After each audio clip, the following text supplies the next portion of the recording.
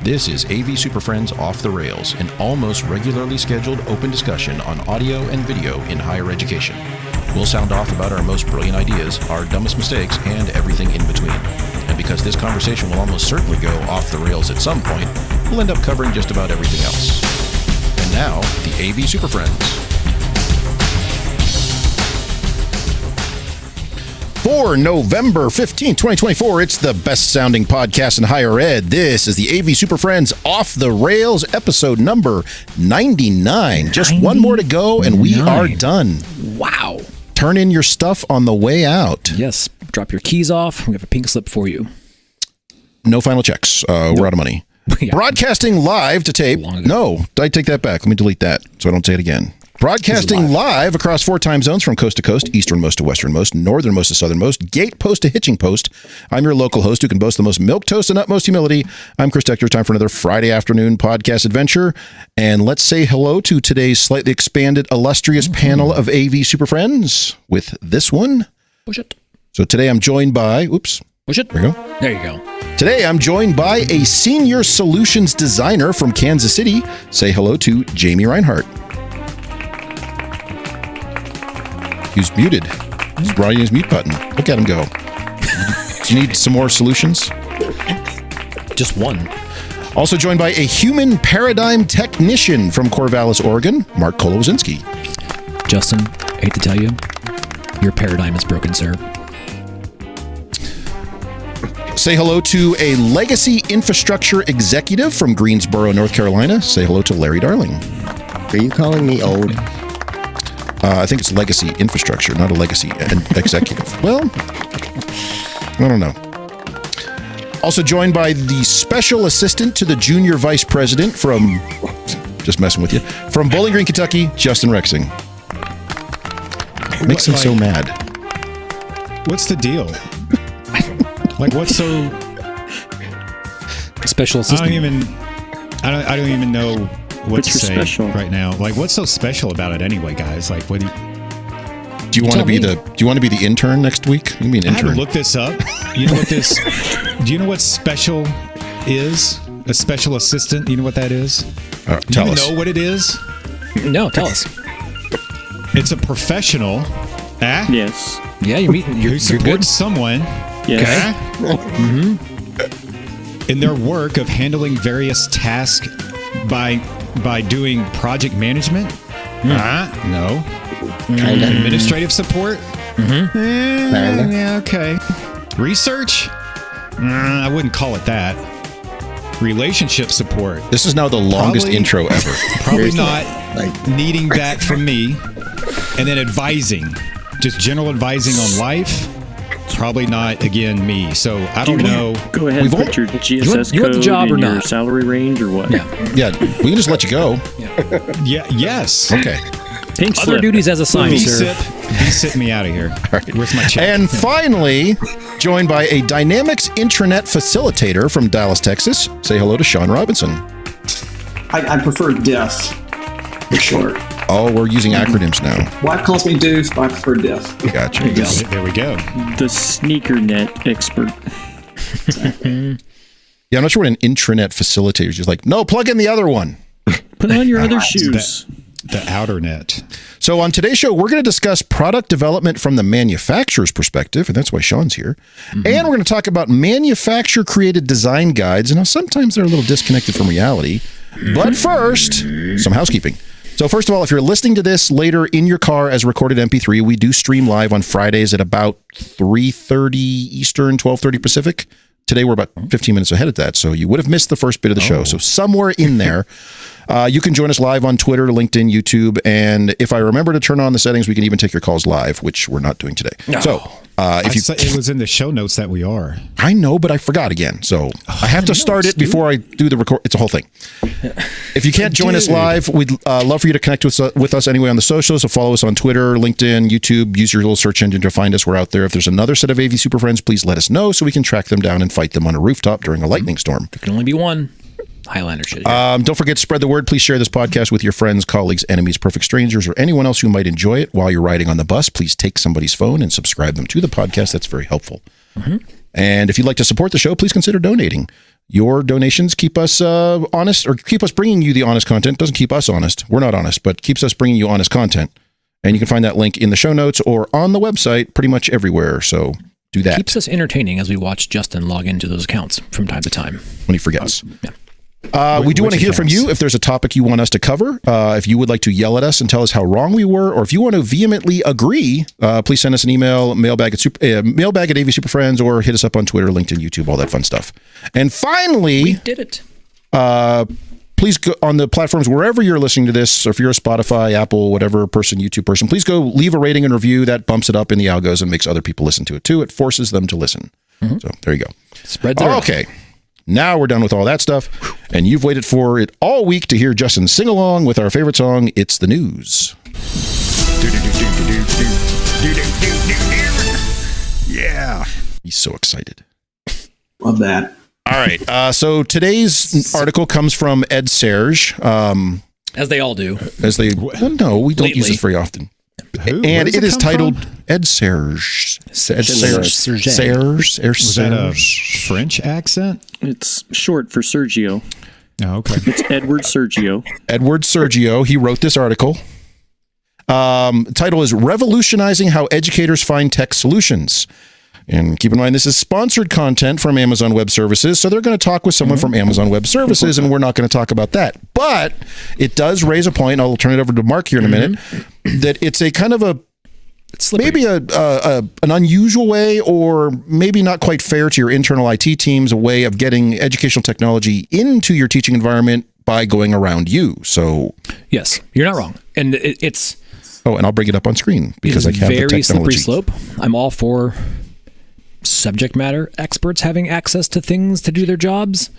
But as I read through this article, I found myself a little bit confused. There's a lot of conversation around school districts, but then there's also reference to some organizations that you may recognize in higher ed. And I think that's where I got a little bit concerned, because it does imply that maybe there's a world. I see the one from Instructure. Is there others? There was I think EDUCAUSE made an appearance. Oh, down here. Yeah.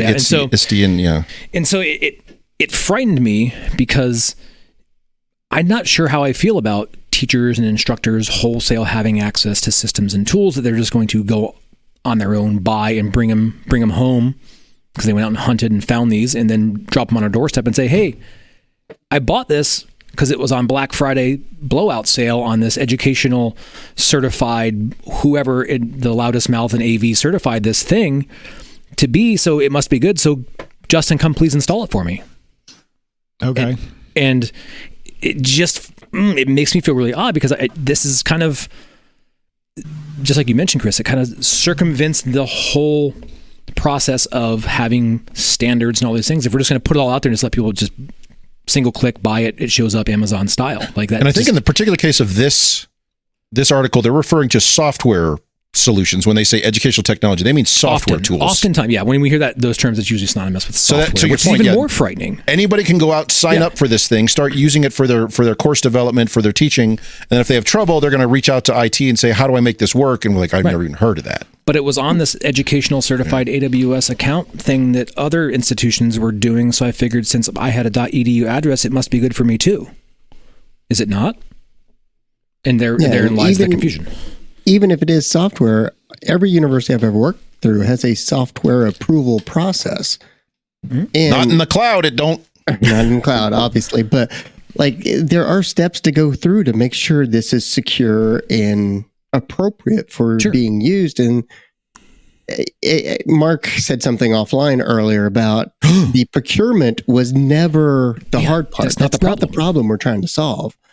And so tools like this makes it easier to procure things, but that's, again, okay, great. Yeah, you're not saving me a lot of time by just giving me a single click thing. Like, that's not, the problem is not me getting stuff and buying things. It's integration and deployment and supporting of them that is the problem. Yeah, all that stuff, right? And so this is kind of solving a problem that doesn't really exist in putting power in people's hands that may not actually need it. Is it?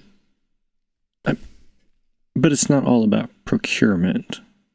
I think there's a lot of places where this take Alcam's Logitech, right? Sometimes this is the catalyst to have the correct discussion.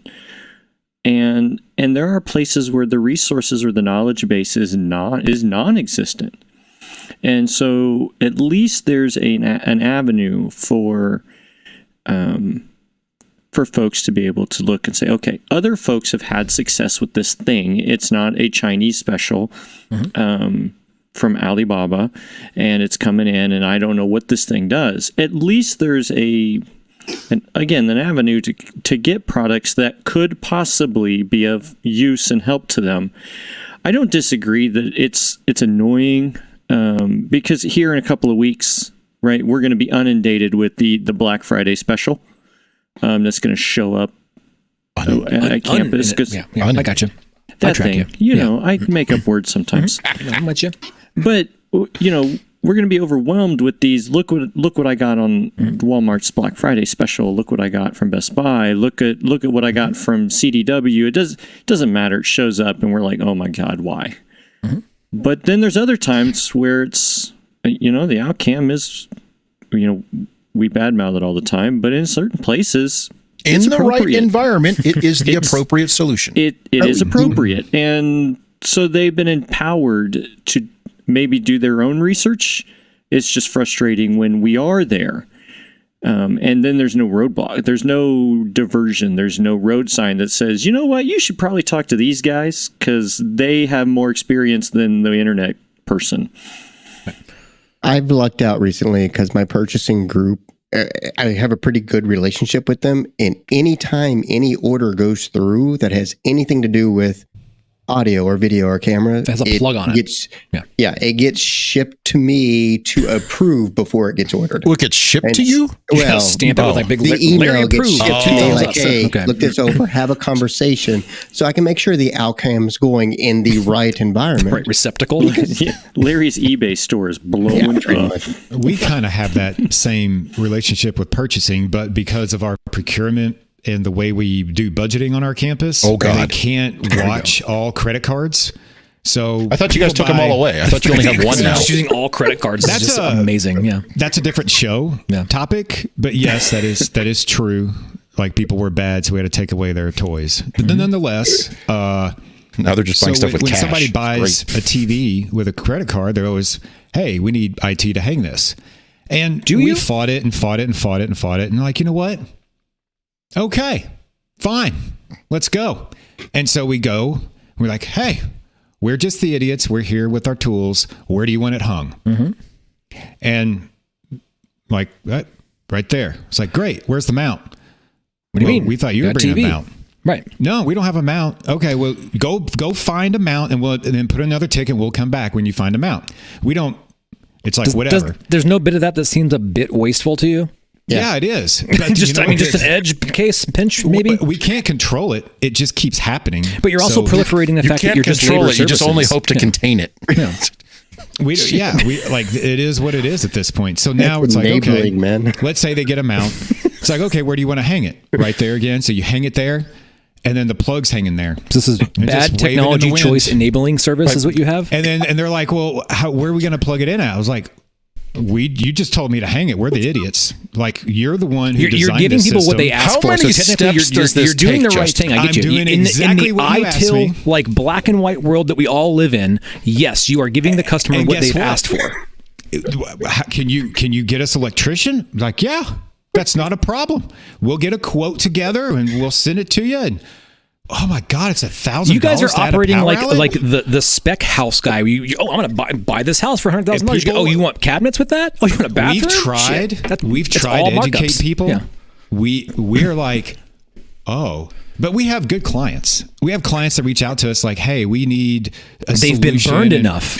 Yes. You've taught them the ways. Yeah, I get it. Remember that TV that took 4 years to hang? You thought you were going to just go on Black Friday and bought the TV? Remember what debacle that became? We hang the TV. Let's say the electrician. after month 5, the electrician shows up. 10 tickets in, puts the power in. 1,500 correspondence. Oh, we're teaching them valuable lessons here, and not only patience. Are you teaching them, or are they teaching you? I'm not really sure who's winning this, sir. Now We're it's not a learning game. shit. Yeah, Watch We're this. not learning anything. We're playing the game. Are you playing to win or lose? The game. You're losing. No, What we're do you playing guys- to win what do the you game. guys- Because if we fight this, it is too much mental exhaustion to fight this anymore. We're just like, we care about what we care about. We get a ticket. You got hang a TV. We're the idiots and monkeys with wrenches, and we're going to hang a TV. And then we hang it, plug it in, and they're like, well, this menu came up. Well, it's your TV. Shit, You got to I call don't the know. menu department. Oh. Yeah, that's another ticket, bro. That's a whole other It's a 12-week delay on that one. You're the one who designed the system. Again, so you are the expert at your TV. We cannot help you or support your TV. Well, we want to plug in a computer to it. This sounds like the bull plug it in. crap that I like do with my teenagers. Like, I want a phone. Okay, buy a phone. I got Buy a it. phone. Can you set it up? Nope. No. Could you But change look- my number? Nope. You go change your number. Here, call Why do you T-Mobile. need See me? what You- happens. Jamie, do you have a do ticket it. service at home? He probably does. You Yeah, got a it whole probably like does. Actually, ITSM model So- going on there. What are you using as your platform at home? I know you have signage. You better What's log this? into Yeah. Service Now and set that up because I'm not doing it. Is it an incident or is this a I don't move request? till I got a work order. Yeah. What motivates an educator to go search for and buy and have technology bought on their own versus coming Exactly to you what guys? Justin just money. described. They Save want to money. be the champion. They think they're solving the world's problem by saving $5. I didn't have to bother IT. I'm the expert. I don't need IT. Look at me. I bought a TV, dumbasses. They're shopping victoriously like eBay style. sometimes they've asked before. They've asked and they've asked and they've asked, and it's just somebody's told them no. Somebody's told them no. Somebody's told Or them no. they're or, impatient because we're backed up and like, I just need a TV. Gosh. or they And- just and don't know. They just Or don't they just just know. go don't buy know. one. Yeah. Like Like, for how my hard class, can I this see be? that this thing could help me for my class. I see that it could help. It could be useful. It's cheap. I'm going to spend my own, because educators are notorious for spending their own money on things because and then letting nobody you know, gives them I anything. spent my money on this, Jamie. It better work. I spend a lot of my my wife and I's hard-earned educator income to go back to the education part of that. But yeah, sometimes they perceive it as being a need and a necessity for them, and they have no idea. It's similar to okay, we got a smart TV, we want to cast to it. I'm going to put it on the wireless network. I'm going to use my own credentials. The next thing you know is like, you can't do that. You have an exploit, and all of a sudden you guys have an incident on your hands of security and protocol here. I try to forgive some of it. That there are folks out there that really take advantage of it, and some of them who know better and are, to Justin's point, they're just trying to get around us. You told me no the last 6 times, so I'm just going to do it. But occasionally, or more often than not, they just don't know. They just don't know. But going back to the original article here, having a site Oh, that's right. set There up was an article that said, "Hey, come here for all of your technology problems." Yeah, that's dicey. Right. And so then you're just proliferating the fallacy that the procurement is the problem, that is the gate that I have to get through as the client to make this happen. It's like, no, you're now still standing in line. Like you're not getting to the front of the line because you bought this thing, right? It doesn't. Well, they could if they hang it themselves. Then there's no That's line up at to all. them. You're just on your own. But then who are they going to call? They're still going to call you for support. So they're not aware don't call around us. like how the support model and service works. And I think things like this article are bringing up, I think, are missing the reality of how we operate day in and day out. Yes, they are providing a platform and a way for instructors and people to go out and think they're winning. But at the end of the day, we're losing because of that. And so I think we're winning. Like, you may think you're losing, but Justin's we're playing the winning. long Not game. man. No, We're you playing got the long con. game. You're paid per ticket. I get it. That's a different thing. But that's In annoying. 30 years, Justin will be proven right. So. You will have amassed 1,400 tickets about hanging a 46-inch display in a hallway. We're educating people over here in Kentucky. Okay. Kentucky. Now, so I Kentucky. wrap it. While cool, I guess, and I think we're going to see a lot of these kind of curated catalogs of sorts for higher ed. Buyer beware, and shopper, do your homework. talk to us first, please. It's only going to get worse. At least reach out and ask if this is a good way to go or something. Because the other thing is, there may already be, especially software, there may already be a tool or something like this on campus that does 90+% of what you want. It may not be the exact tool you're looking at, but it may get you 90% of the way there. It may already have a site license, may already be supported. You can go do workshops with your Center for Teaching and Learning, all that fun stuff. So there's a lot of options out there, and especially if IT already knows about it, then they can help you. So. Yeah. Unless let us help you, Justin. Then solve Justin's problems. Do you guys have like I'm just curious, outreach programs that you go into? And I know typically your teams are very small compared to the number of educators across campus. But I mean, like just because what you really want, I would imagine, is them to come to you with a problem to solve and let you guys, because you guys are the experts, solve it with technology. Say, I'd love to be able, with my students, be able to do this. Is there a technology available to do that? And that's where, you guys can come in as consultants and help them through that. That's what you would want. But to your point, Jamie, maybe they don't even know that you guys are there for that, or... I think we do that. I think a certain segment of us here do that, and I think we would advertise that is probably our service of choice, right? Please come to me and tell me about what it is you would like to do. Don't tell me about the thing you want to buy. Yeah. And some of it, I think, is a branding issue. I know I struggle with the fact that we're called Classroom Technologies. I got that in an email this week. I don't know if we need to have the classroom guys there. And I'm like, yes, you do. Yeah. But and so, we're missing the other half. Yep. That's one thing. We're the AV department, so we get everything. But our biggest problem is antivirus. The cost of our solution, because we've been doing everything internal to the university for so long. People don't really understand what things actually cost. So then they go out and it's like, retail stores, and then buy it, realize that it's not good, and then they have to call us back and ask us for this. That's how people learn on our campus. They just they fail safely. They first attempt in learning. It works out for the most part. We've had clients go out and buy a bunch of TVs and hang them portrait mode. Best Buy. Those work great. And we're like, they haven't been turned on yet. We're just waiting for the day when they realize. With popcorn. How this works, Justin? I mean, it's stuff like that you just have to, you can't fight every battle. You're just, if idiots want to be idiots, then just tell them they have to mount the computer sideways too. It'll work itself out. It balances out. Yeah. I mean, I walked by and I was the like, other way. You guys are gonna have fun creating this content. They're like, what do you mean? We just turned it sideways. I was like, yeah, just wait. You have to get a sideways data plug too. So. All right, let's take a quick break, come back, and we'll find out why Shaun is here to explain how manufacturers actually come up with product development and all that fun stuff. So to tell us. But in the meantime, what is it going to be? Talk about this one instead, or play this one. Get ready to plug in and rock out at Widget Fest, the ultimate celebration of audiovisual innovation. For 3 electrifying days, the biggest names in commercial presentation electronics take the stage and showcase the latest and greatest in adapters and widgets. Widget Fest! Experience cutting-edge tech, hands-on demos, and exclusive product launches all in one place. Connect with fellow enthusiasts, enjoy great food, and be part of the future of AV technology. Widget Fest!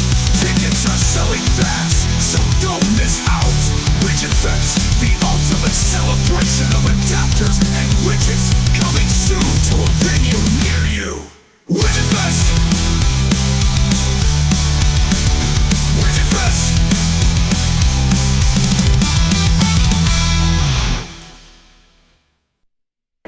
I was in the front row for Widget Fest last year. 1 minute on the button. I caught a USB adapter. And they throw adapters into the audience. Awesome. There you go. Yes. Everyone gets a RGB HV 5-wire to VGA. Just whip this out there. It's awesome. It was awesome. You guys need to stop leaving me out of these events. Yeah, I was wondering where you were. It's bullshit. We scalped the ticket for your seat off of remotes. It was wild. Yeah. All right, so the mosh pits at Widget Fest are the best. Oh, they get rowdy. Really are. Rowdy.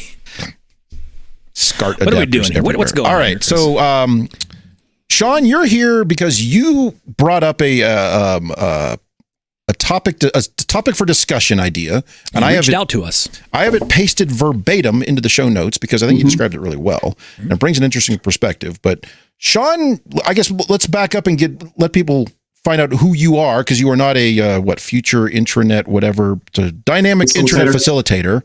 So yeah, Shaun, why are you here? Who are you? What are you doing? And then we'll talk about what we're going to talk about. All that fun stuff. Yeah, so I've been in the AV industry for 22 years. Most of my time at a company called AMX, who I think some of you guys remember. I've heard of. I remember them.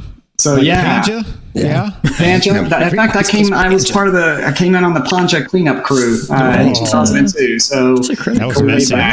That's where most of the hair went. Actually, the hair went with all the acquisitions. But yeah, so I left there and I was running product management for AMX for about 11 years. Yeah. So after AMX did all its acquisitions, bringing all those together, and then we got acquired not once but twice. And so and then I left there in 2019, and then product management consulting. That's how I got connected up with a little company called Zilliqa, where I run their product management. And I really found out how much I really enjoy working back with small companies again, just where I could work directly with customers and engineers and not have to sit in as many meetings like I used to at the bigger companies. So yeah.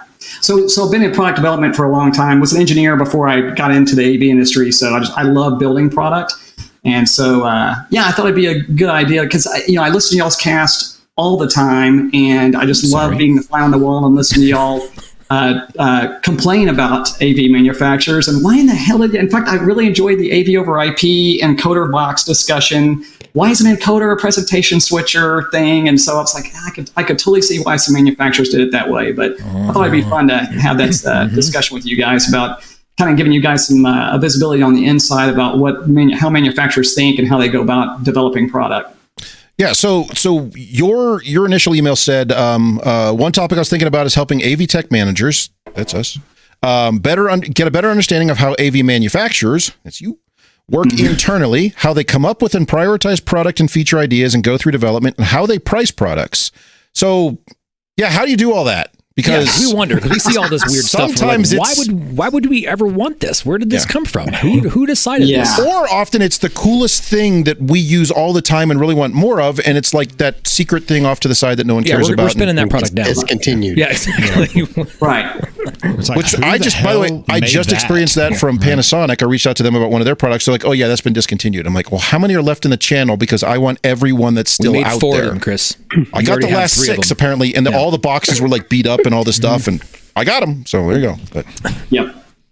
Yeah, it really comes down to, and you guys have heard about the role of a product manager, right? Y'all probably know product managers from some of the AV manufacturers. And, some of the smaller AV manufacturers may not have a formalized product management function. And, maybe it's the founder telling engineers what to go build. But, whether it's a small company doing that or a product manager in a bigger company, what makes a successful product is somebody who truly, truly, truly understands the customer and what problem they're trying to solve, right? And so, and that there's a spectrum of that across organizations in our industry of how well they do that. So that's why you get some kind of weird stuff sometimes, and sometimes it hits. To your point, Chris, there might be a product that's like, oh, this is perfect, this is great. And depending on the expectations of the executives in that company, if it's not making the numbers as quickly as it needs to, then they might go, or they have a strategic shift inside the company and they say, we don't want to focus on this anymore. And that's with all licensing. We're going to get rid of this hardware. Enough of this annoying hardware. It's all software licenses. Pandora's box. Here we go. So, that's a great point that you bring that up, Mark. And so, because some of the benefits of having, think about our computers. All right, it's one piece of hardware, and we just get licenses and softwares, and it does all this different stuff, right? So if you, from an AV integrator perspective, you don't want to be holding a lot of SKUs, a lot of stock, right? So if you can make one box do different things, it is the promise of AV over IP deliver at large. Value in a way that doesn't require you to buy another piece of hardware. It's the perfect board with everything you had. That is so hard to balance when we're talking about like PCs and Microsoft versus like all the crap that we got to deal with in AV, right? Because that's like more managed and like, everybody does that. And then the AV is the Wild West, but right? That's the biggest. I don't even know if AV is a big enough market to even do anything. Those kind of things, just irritating the shit out of everybody. Exactly. I see the One of the value. I mean, there's material. Obviously, you don't have any of that already. If it's just software development, that's much easier to like spin down this whole factory. You got all of this stuff. We're just going to have a cube farm of developers doing these things, and we'll just bill you year over year. It's infinite revenue. I get it. But people who are out there actually doing the installation, it's like, that's annoying that I have to like get this SKU and that thing and unlock this and do that and upgrade Mark, this. That's the whole point is as an IT team, when we're dealing with Office and licensing, like somebody does that for the whole university and it's just done. We don't want to do that for every freaking project. Every time we go into a room and worry about the license and it's, you scale that out to the Microsoft level. Yeah. But it's hard to do that in the AV world right now because Larry. See, I'm even okay doing it up front. But if you make me do it year after year, that's where I'm going to say, yep, I can't do this anymore. I will order it if it's a part number and that part number is a license and I order it as the PO and it comes and I don't have to touch it at all. I'm all in. Let's go. Oh, yeah. Done. Yeah. It's the overhead management that we're scared of in higher ed because what happens is our procurement team or the office associates in IT or whoever is like, what do you mean I got to deal with more licenses? What do you mean I got to deal with? What do you mean I have to deal with? Well, it's technology debt. Like if I have to pay this same fee to get the functions that are in the room right now next year, that's part of the budget that's now locked in. And if anything happens, that debt's there, and to keep classes going, I have to pay it. So let's step away from the licenses. I know that gets you guys all spun up and you want to start fighting. I'm going to get back in his license again. Blunt knives and chains. So no, I'm not done with licensing yet. Shaun, back to product. So what's that life cycle look like for product development? You said some of it comes from, it's the founder or it's an engineer just saying, hey, go build more of these. But like, what's that process look like? Yeah. So I'll just take it from a medium to large AV manufacturer perspective. So let's assume that they have product managers, right? So the overall company has a growth objective, right? And they, or whoever owns that company, private equity, whoever, they have a growth objective. And so then that falls down to product management and says, hey, I want to see your product category grow. And so product managers tasked with the growth of their product category. And it could be like they have a whole category like audio or video or control, or if it's a bigger audio company, they might be in charge of amps and loudspeakers, another person in charge of processors. So they've got to figure out how that grows. And so they're going to put together a product plan to go do that. And what they're going to do, if they're a good product manager, understanding who they're selling to, who the customer is, and what their problems are. And then they're going to think about innovative ways to solve that problem better than the competition, right? So they need to also understand the competition and what they're doing. And they need to understand from a customer's perspective why they're using that competitor. It's what typically happens is manufacturer goes, oh, you know what? That competitor's got a really good product. Let's go make one of those, but a little bit better. And so that's called spec war. They'll make something a little bit better spec, and then they don't sell them, and they go, well, why not? And even it might be a little cheaper. And then they go to the customer and they say, well, why would I change? I've already invested in this one. We're $10 cheaper. That there's an obstacle to change, right? And so it's got to be significantly better for them to want to change.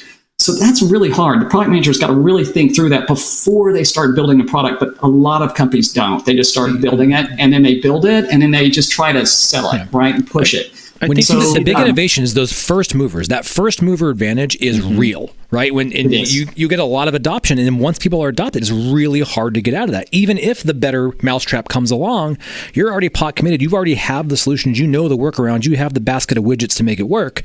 But now you even if you wanted to change, it's so much more cost prohibitive to do that change. That's right. So there's a lot of iteration, and it's cheap to do iteration on that concept when you don't have engineers involved. So the product manager should be kind of putting concepts together in front of customers and getting their feedback until they feel like they've got a winner. Then then internally what they're going to do is they're going to put a business case together. And how many are we going to? That's the hardest question. How many are we going to sell next year and the year after that? For the next 5 years, how many are we going to sell? What's the price point? They have to look at competitors for doing that. And another point that we were going to talk about, Chris, is how you price things. That's kind of a triangulation between how much is it going to cost, how much is the product going to cost after we get it manufactured, because we're going to have a margin target, and then what's the competitive price point that I need to be around in the market. And then also if I have a portfolio of these products, let's say I have 4 touch panels, I'm introducing a 5th, that price has got to make sense against all of those. And so with that, you triangulate in on a price, how many you're going to sell, over time it ramps up. hopefully, and you put all that together in a spreadsheet, and then you bring it, and the product manager then pitches that to executives. So the executive team will have a few days where they go through all the product pitches, and the product manager pitches that, and then you also have to tell them, you also had to have work with engineering to figure out how much is it going to cost to develop it, and that's going to be millions of dollars probably sometimes, and then so you have to have a return on investment. And then the executives are going to ask a lot of hard questions about how do you know this is true, what assumptions are you using, and all that. But if you pass that, then they say, okay, great, here's your engineers, here's your money, go build it. And then you hand that off to a project manager. People get mixed, product managers, project managers mixed up all the time, but project managers just in charge of getting it done.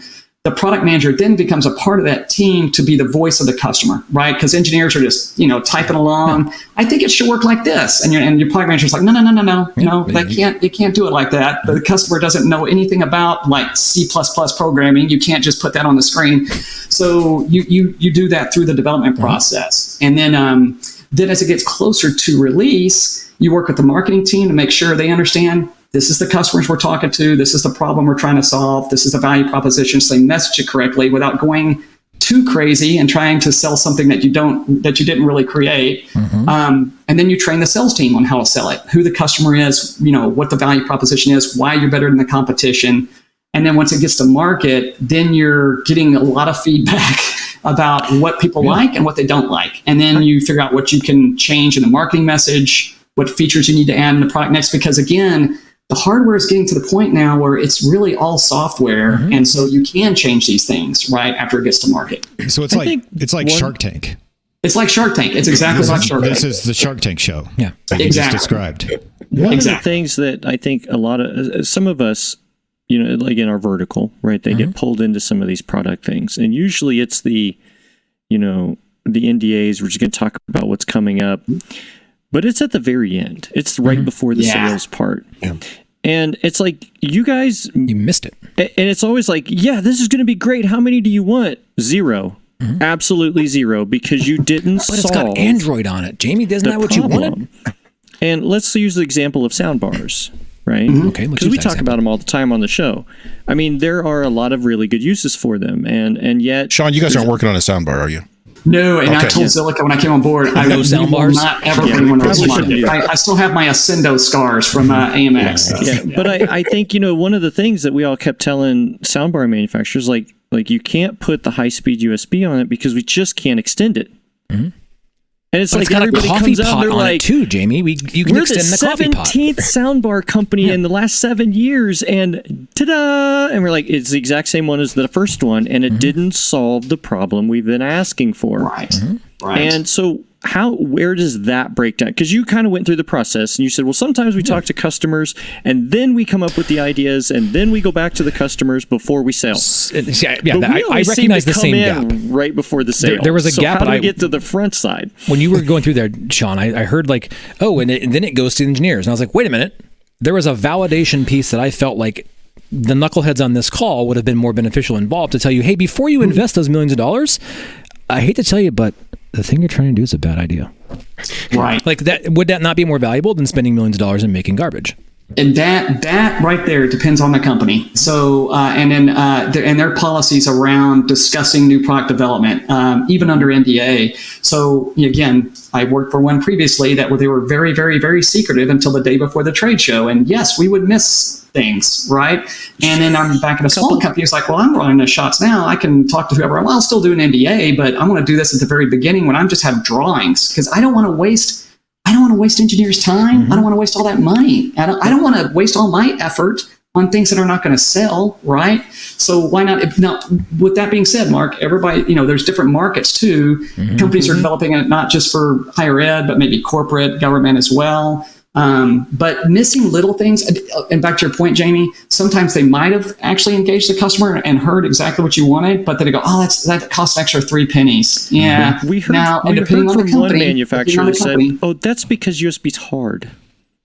That's not good enough. No, it's not good enough. So, Sean, in this process, has it ever been a problem where we've identified a real problem, a product was developed for it, but it actually took too long that it's not a problem anymore, and then there's this new problem, and now it's like, well, shit, shit, right? Because you missed it by a year and a half. Yep. One of my favorites, I've got so many scars. And so one of my favorites there, do you remember some of your old Amex guys? Do you remember a product called Enzo? Oh my God, I have one in the box right here. Oh my God. Oh. Yeah. I don't, apparently, and I'm lucky for that. Look at that. That's my handwriting on that. my gosh, This is the one you guys made. I have the son of a bitch. Yes.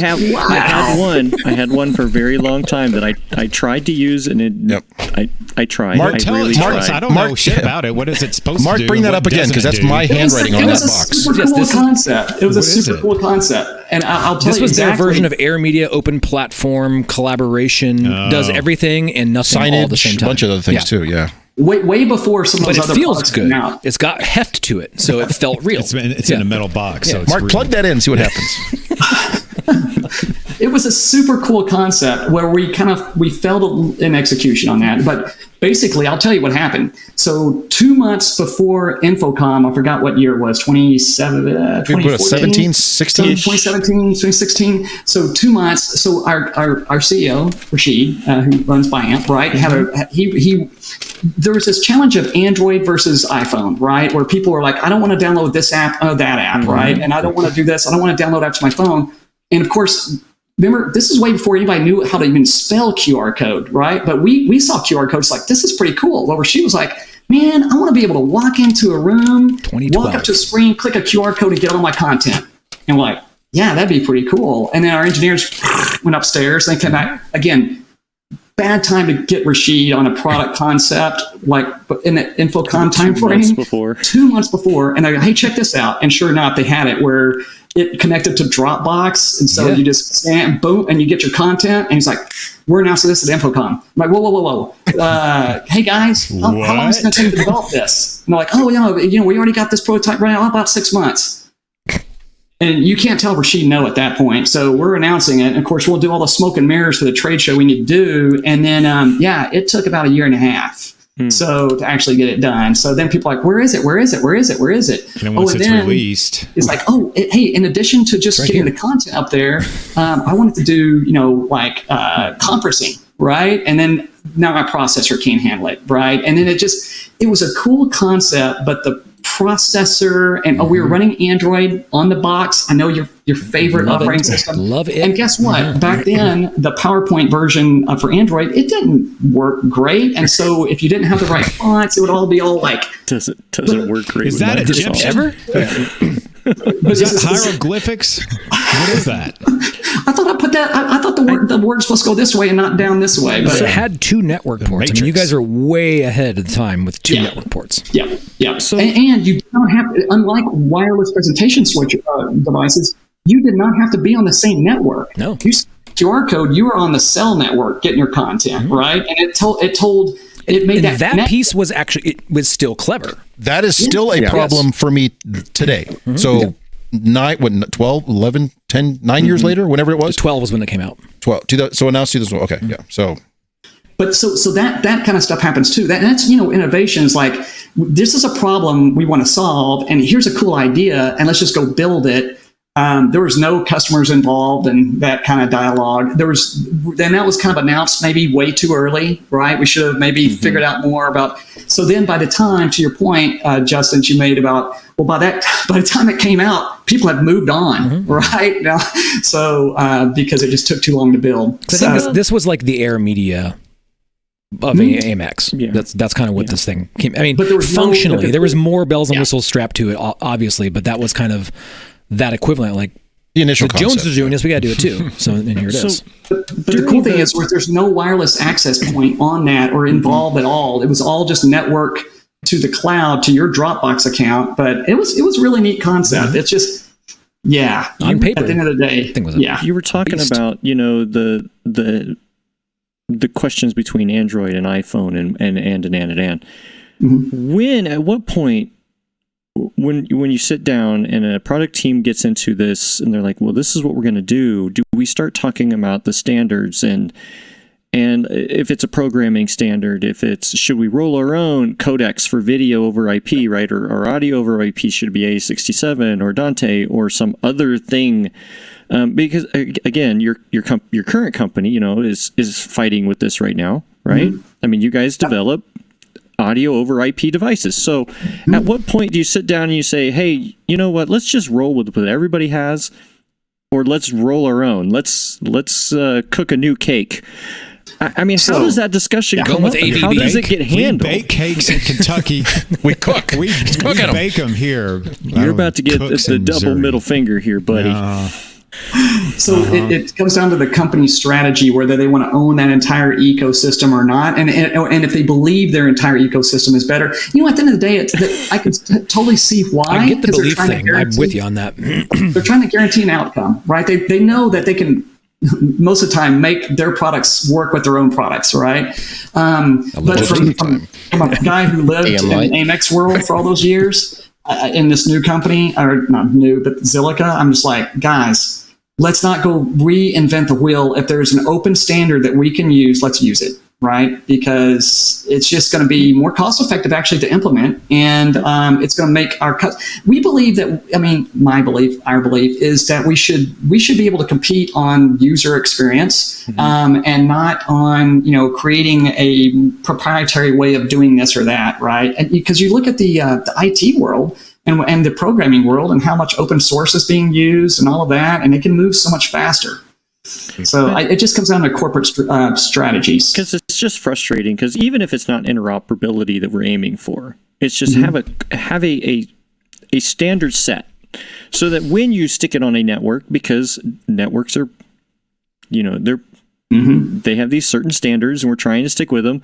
But it's just like, over here, we have to enable all this special stuff. And over here, we have to enable all this special stuff. And those two special things don't like to live on the same network, because now we have special end up fights.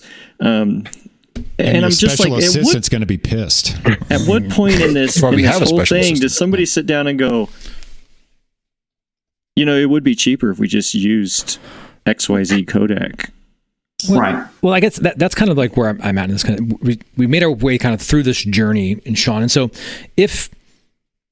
when we know there's subject matter experts out there that would be valuable to this process, how does the company engage with these groups? Or how do people, if people are listening to this right now and they're like, I have a great idea and Zilliqa needs to be the company to do this, like, where's the door to get into any conversation in development? So it's through the product manager, so really identifying who the product manager is for that company, for that product category, and LinkedIn messaging them or something, because every product manager loves talking to customers, just loves it, right? I can't speak to every one of them, but every one of them should love speaking to customers. Where we don't enjoy doing is when we get pulled in by a sales guy to help them sell the product. Because they don't quite, the salesperson doesn't technically understand the product. That's a pet peeve, because we don't get commissioned like you guys do, and you should do your job. But if I can get run into a customer discussion, where I can learn something to help me make my product better, absolutely. That's what we want to fill our entire days with, right? So yeah, that's the best way to do it. Okay. Because I think there's a, not just in this vertical, but I think all the verticals, there are the actual end users who are very knowledgeable and are using things day in and day out.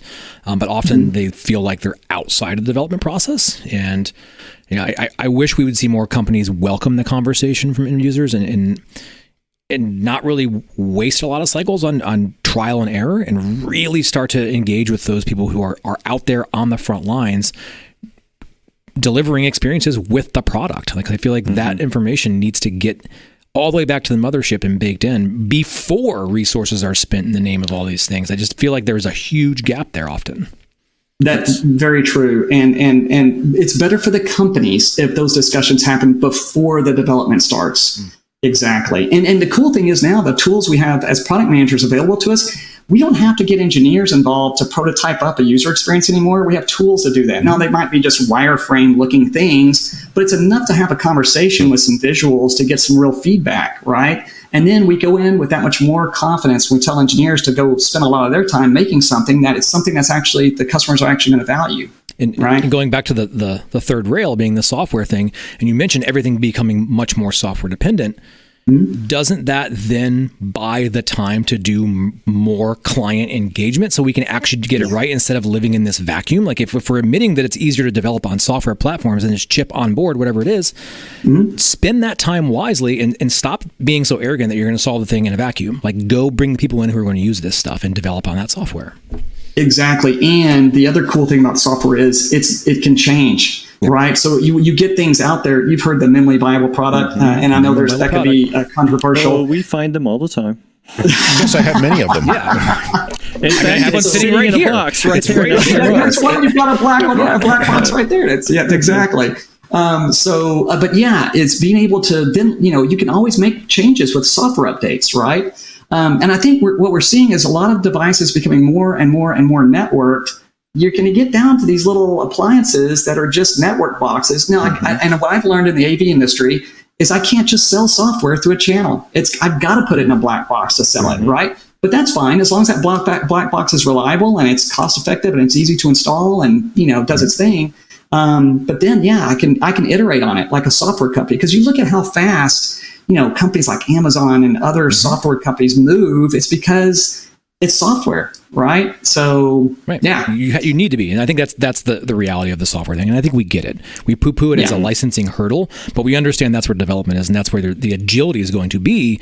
It's just that I think we're all waiting for people to knock on our door and say, hey, would this be a good idea or would this be a good idea? So right, Shaun, exactly. I've got two questions for you based on our discussion here.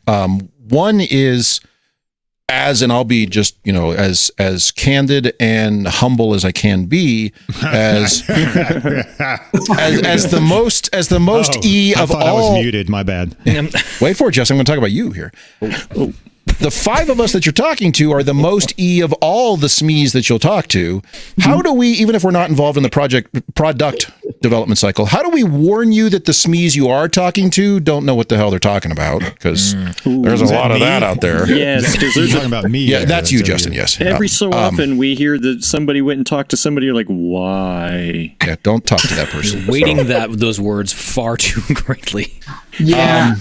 That's a problem, because there's some product managers who can't tell that difference, right? Depending on how much experience they have. Because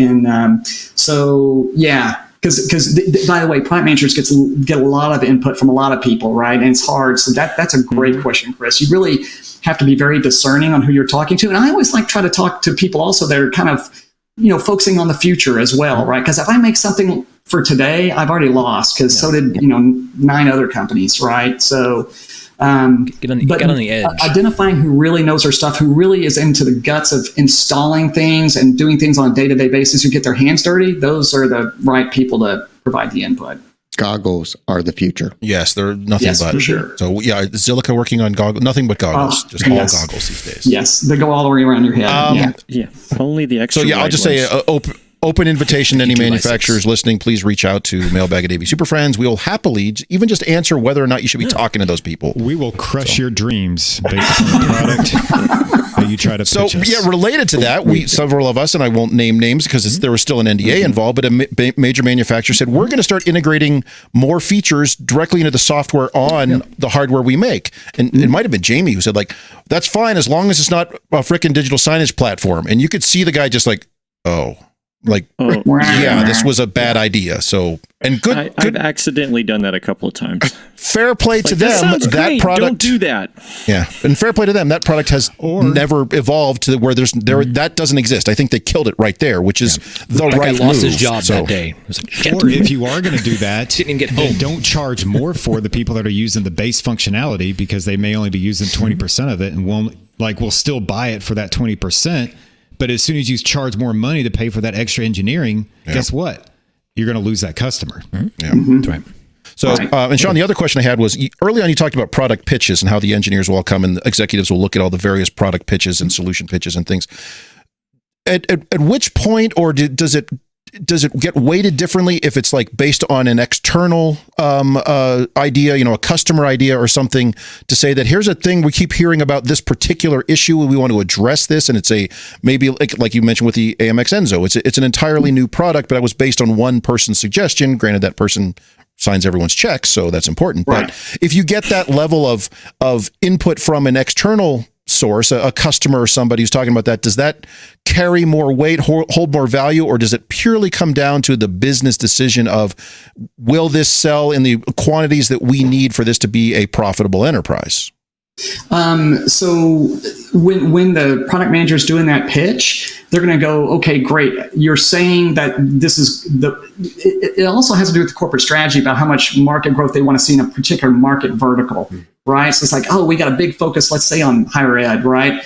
But then when that product manager says, hey, this is what higher ed really, really wants, and they're going to go, okay, how do you know that? And if you say, oh, I read it in a market research report, that's not going to drive a lot of credibility. So Gartner told me. Some of the good product managers will actually go and survey and actually talk to and do interviews. And then and if they even show them concepts and they go, hey, 9 out of 10 said this, this, and this about this, right? And you also have some blurbs, that adds that much more credibility because that executive has got to believe that product manager has really done his research. By the way, good executives are out there talking to customers as well. And they're going, oh, I've been hearing this a lot too. And you will get some of that, right? We call them stakeholder inputs, but basically CEOs will come in with lots of good ideas too, because they've been out in the market talking, right? But they might not have been talking at a lower technical level, but they go, hey, we need to build this and we need to build it tomorrow, right? So you get that as well. All right, fair enough. I think I'd be happy to keep chatting about this for another 2 to 3, 4 weeks on this. Yeah. We can't, so we're going to put a pin in this here and welcome you back at any point in the future to continue telling us why products are the way they are and how we can help make that better. Because I think that's what people really want. How do we I take the information from the customers and give it to the engineers. I have people skills. Office people space. skills. What's wrong with you? Favorite. Yeah. That's that missing missing connection there. Is you're like, why did you make this? Engineers talk directly to customers. No, you can never do that. Right. And how do we find the right solutions and all that fun stuff? Exactly. As I mentioned early on, often it's you from a manufacturing standpoint may not even realize that thing over there that's like, no one cares about that. But that is the awesomest thing I've ever seen, and I want every one of them. And you're focused on this other one. You're like, why doesn't anyone buy this? So there's definitely some improvements we can make there. So happy to continue having that discussion. But stick around. We're going to take a quick break, and we'll come back and talk about some times when manufacturers are completely disconnected from their end users and why that's just a mess. So with examples. But in the meantime, here's a commercial of stuff that you do want to buy.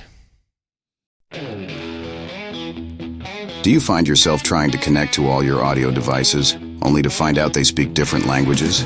Introducing the Audio Bridge widget by Independent Amalgamated, the ultimate all-in-one adapter that makes compatibility issues a thing of the past. Picture this.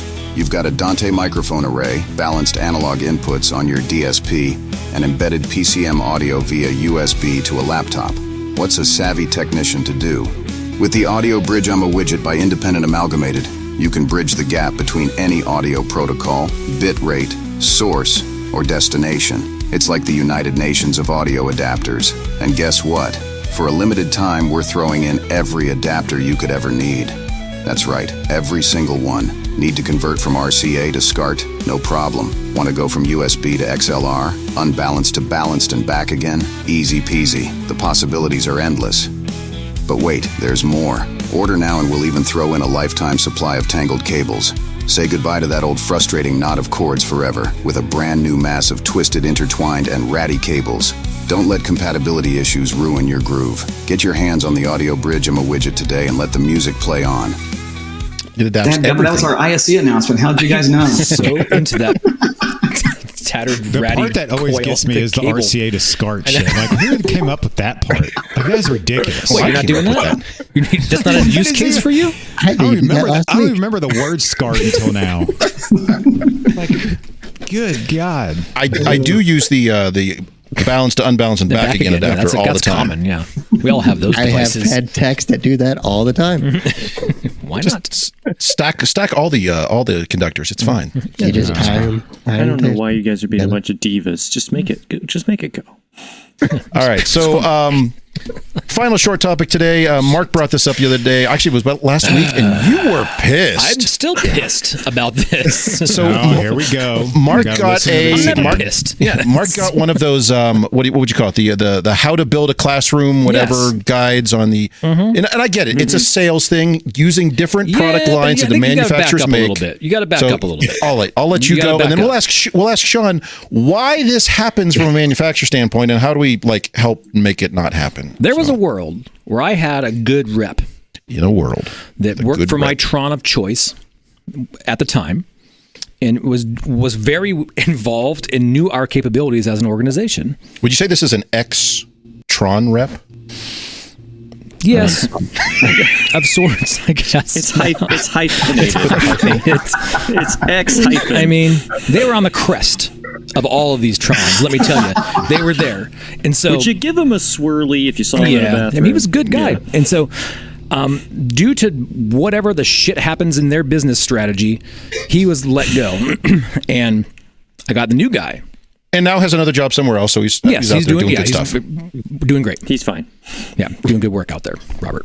Anyway, and so you're naming names. Yeah, but then I met with this new chap, and we had a sit down, and I felt like we were going through a fucking divorce. I didn't know what was going on. I was like, dude, what? It was like, oh yeah, we're going to start charging you for all this, and I'm like, how many divorces you've been through? We've all had that starter marriage. We all had the starter marriage. Get that out of there. And so, burn that one in your 20s. Yeah, get that out of the way.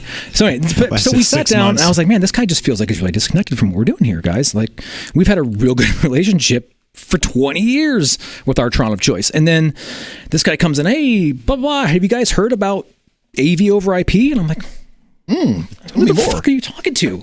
You're not talking to me. You're not talking, guys. We were here in the beginning of this. We helped you develop this, and you're now trying to sell us the stuff that we're doing. And so I was like, man, it just feels really weird, right? And so I'm like, whatever, fall out. Let the lawyers work it out in the background. We'll figure it out. And so lawyers, yeah, I get the house. yeah, we're gonna take the house and everything else, and you guys can take the car. I don't care. And so I just kind of felt like, wow, that was just a real disconnected conversation. And then whatever, we kind of go on our way. We're starting to look at whatever the field has. We're out there, we're mingling, we're single, we're doing what we're doing.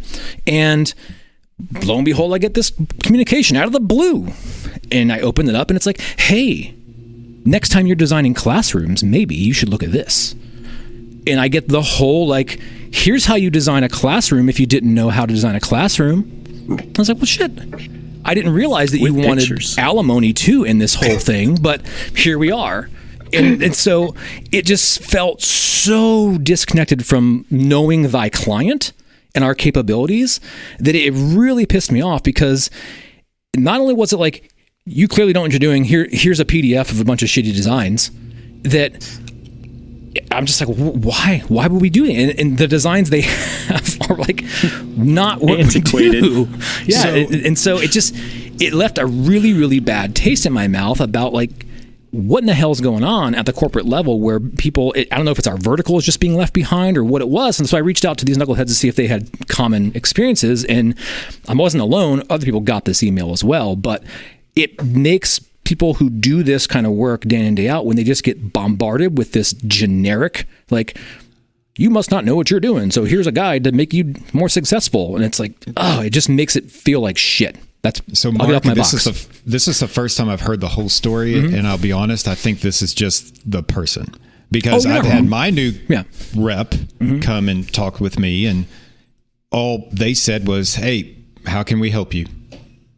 Well, and we just had a conversation, and that was it. That's all I need. I don't need anybody to tell me shit and talk to me at stuff or whatever. I just so you didn't go through the divorce. I had to go sit down in the lawyer's office and the whole thing. Yeah.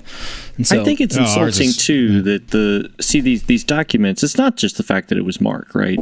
Because the documents that nobody, go out. Trust me. Yeah. We now start to understand why integrators and why consultants and things don't get it. They're like, this is not what any of us are really doing. Stop it. But it was in the guide. It was in the How to Build a Classroom guide from Tron University. Like, right. No, stop.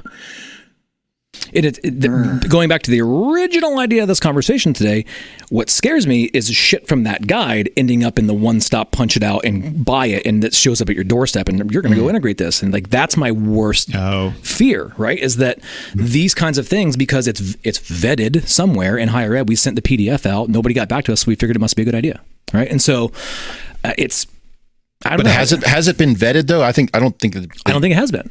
Yeah. This is their engagement. This is their engagement to the vertical. Here's a bunch of bad ideas, guy. If you don't get back to me, then I'm assuming it's fine.